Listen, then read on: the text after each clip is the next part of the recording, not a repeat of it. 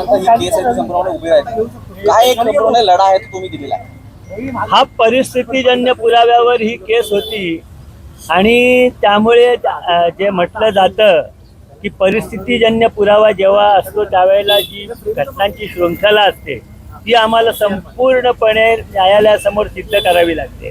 तर त्याप्रमाणे या घटना अशा होत्या की ज्या आरोपीकडे अंगुली निर्देश करत होत्या. त्याचप्रमाणे अशा काही घटना होत्या ज्यात आरोपीने स्वतःच्याच विरुद्ध ज्या गोष्टी केल्या होत्या त्याचं त्याच्याकडे काही स्पष्टीकरण नव्हतं. तर अशा प्रकारे जे शृंखलेचे जे तुकडे तुकडे आहेत ते सगळे जोडून आम्ही न्यायालयासमोर उभे केले आणि सबळ पुरावा न्यायालयासमोर आरोपीला शिक्षेकडे नेण्याचा उभा केला. न्यायालयाने पोलीस अधिकाऱ्यांवरती देखील ताशेरे ओढलेले. याबाबत जे आहे ते गुन्ह्याला जी अक्षम्य दिरंगाई झाली तपासाला गुन्ह्याच्या त्याचा फायदा आरोपीला मिळालेला आहे. कारण म्हणून डेड बॉडी वगैरे सुद्धा जी मिळाली नाही आणि या ह्याच्यामध्ये ज्यावेळेला तिची मिसिंगची कंप्लेंट झाली त्याच्यानंतर या आरोपीचा स्पष्ट रोल दिसत होता. म्हणजे अगदी खुनाचा नाही म्हटलं तरी कुठच्या ना कुठच्या कलमाखाली यातले जे तपास अधिकारी आहेत त्या आरोपींना आज घेऊन त्यांची चौकशी करू शकत होते आणि तशी जर आरोपीची चौकशी झाली असती तर या गुन्ह्याला तेव्हाच वाचा फुटली असती. परंतु या तपास अधिकाऱ्यांनी तसं काहीही केलं नाही. या तपासाकडे अक्षम्य दुर्लक्ष केलं आणि त्यामुळे या तपासाला झळ पोचली होती. परंतु काही पुरावेच असे होते की ज्यांचं काहीही खंडन आरोपी करू शकत नाही. त्याच्या बळावर हा खटला उभा राहिला आणि तडीला गेला.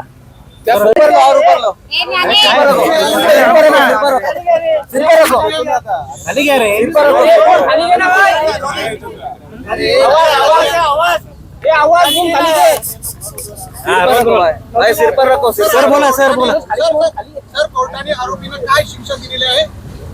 कोर्टाने प्रमुख आरोपी अभय कुरुंदकर याला जन्मठेपेची शिक्षा दिलेली आहे. त्याचप्रमाणे इतर त्यांनी जे गुन्हे केलेले आहेत इतर कलमांखाली त्याखाली सुद्धा त्याला वेगवेगळ्या शिक्षा आणि प्रत्येक कलमाखाली त्याला दंडाची शिक्षा सुद्धा माननीय न्यायालयाने दिलेली आहे. साधारणपणे 7 ते 8 कलमांखाली त्याला दोषी धरण्यात आलेला आहे आणि त्याला 3,000 पासून 20,000 प्रत्येक कलमाखाली वेगवेगळ्या प्रकारचे दंड ठोठावण्यात आलेले आहेत. आणि इतर जे 2 आरोपी आहेत त्यांना मॅक्झिमम शिक्षा 7 वर्ष असल्यामुळे त्यांना सुद्धा मॅक्झिमम 7 वर्षाची शिक्षा दिलेली आहे. अनेक वर्ष या ठिकाणी संपूर्णपणे हा खटला सुरू होता, त्यामध्ये अनेक पुरावे आहेत ते देखील सादर करतात. संघर्षाची पहिली लढाई जिंकलेली आहे. संघर्षाची पहिली लढाई जिंकलेली आहे. त्यामध्ये आपलं योगदान खूप मोठं आहे माध्यमांचं. त्याच्यानंतर जे असेल ते वकील साहेबांचं आहे, अल्फान्सो मॅमचं आहे. आजच्या निकालावरती आम्ही पहिली स्टेप जिंकलेला आहे, पण काही निकालामध्ये त्रुटी आहेत. त्या त्रुटीमध्ये आम्ही अभ्यास करणार आहोत आणि त्याबाबत शासनानं ह्यात अपील करावी ही माझी मागणी आहे. पण शासन अपील करेल का नाही करेल माहीत नाही मला. पण मी एक पती म्हणून किंवा सुचीचा वडील म्हणून तिच्या आईला न्याय देण्यासाठी यामध्ये हायकोर्टला अपील करणार.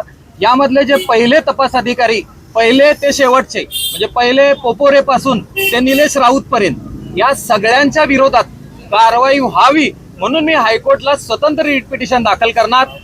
दुसरी गोष्ट ह्यामध्ये 428 खाली जे ह्या आरोपीला जन्मठेप झाल्या त्यामध्ये त्याला जे संधी मिळणार आहे, सवलत मिळणार आहे, त्या विरोधात सुद्धा मी अपील दाखल करणार आहे.